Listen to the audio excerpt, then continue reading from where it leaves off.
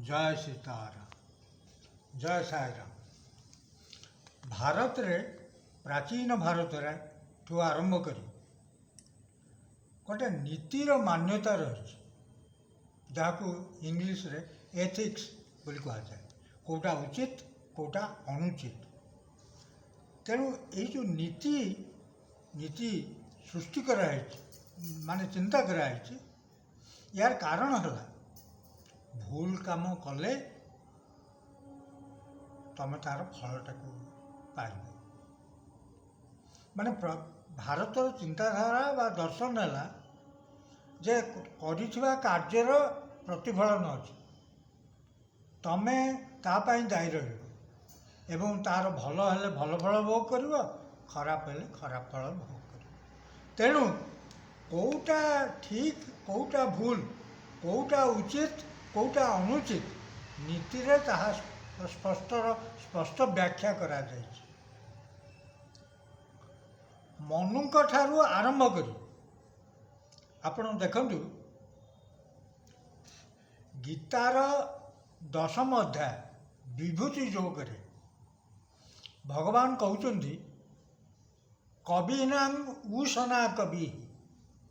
उषना शब्दर अर्थ है शुक्राचार्यंकर गोटे ना है उषना।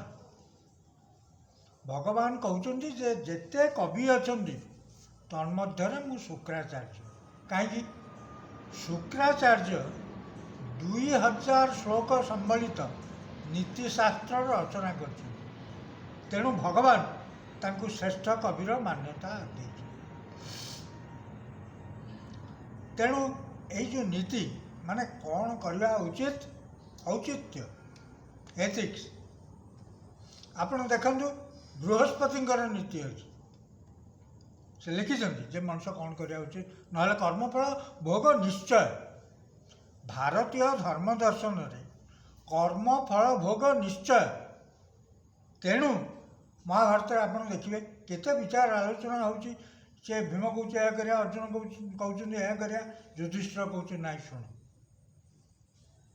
तेणु रामायण आप देखिए भरत कहले यह लक्ष्मण कहले हनुमान कहले यह करवा सूर्यपुत्र कहले यह करवा किंतु रामचंद्र महाप्रभु बुझे दौर नारायण ना।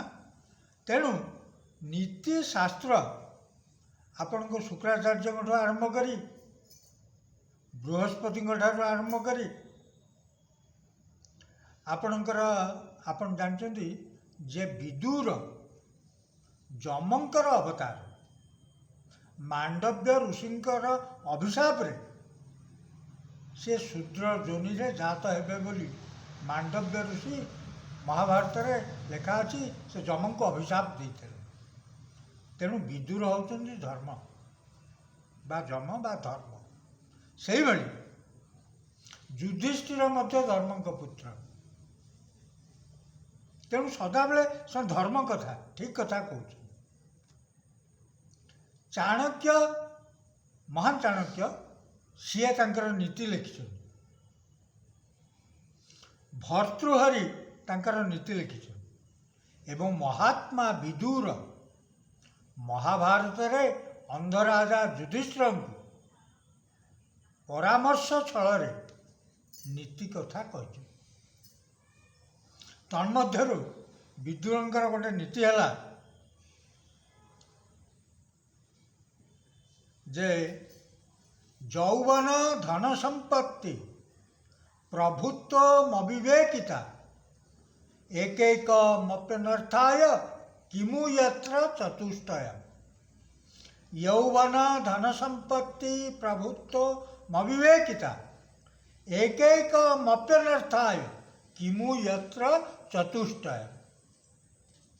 यौवन धन संपत्ति प्रभुत्व पावर अविवेकिता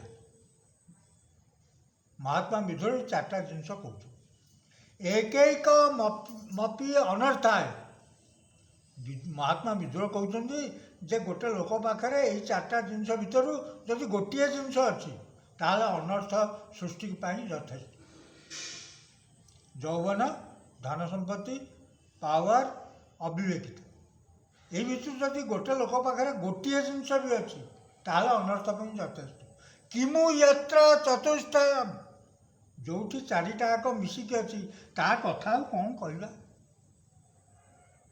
ଇତିହାସରେ ଏମିତି ଲୋକ ସବୁ ଅଛନ୍ତି ମଧ୍ୟ, ସେ ଯାହା କହୁଛନ୍ତି କିଛି ଭୁଲ କହୁନାହାନ୍ତି।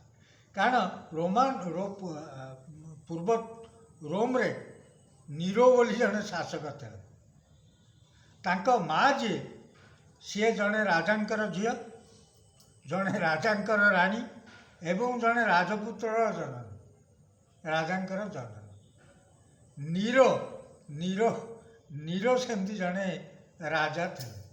ମାନେ ଯେତେବେଳେ ରୋମର ନଗରୀ ଜଳି ଯାଉଛି ସେତେବେଳେ ସେ ବଂଶୀବାଦନ କରିଥିଲେ। ସେ ରାଜା, ତାଙ୍କୁ 15-16 ବର୍ଷ କ'ଣ ହେବ ସେତେବେଳକୁ।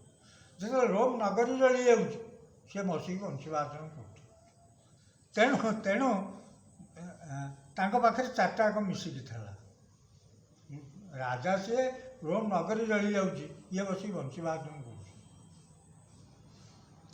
ତେଣୁ ଇତିହାସରେ ଏଗୁଡ଼ିକ ଦେଖିବାକୁ ମିଳେ, ବିରଳ ହେଲେ ବି ଦେଖିବାକୁ ମିଳେ। ତେଣୁ ନୀତିବାଦର ମଣିଷକୁ ବାଟ କଢ଼ାଏ, ମଣିଷକୁ ଠିକ୍ ରାସ୍ତା ଦେଖାଏ। ଫଳରେ ଏଇ ନୀତିବାଣୀ ମଣିଷ ସଭ୍ୟତାକୁ ଆଲୋକିତ କରେ ଏବଂ ଲୋକଙ୍କୁ ପ୍ରେରଣା ଦାନ କରେ ଏବଂ ସତ୍ପଥରେ ଚାଲିବା ପାଇଁ ତାହା मनुष्य को इशारा करता है। समझदार आदमी के लिए इशारा ही काफ़ी बन जाता है। श्याम रामचंद्र की जय।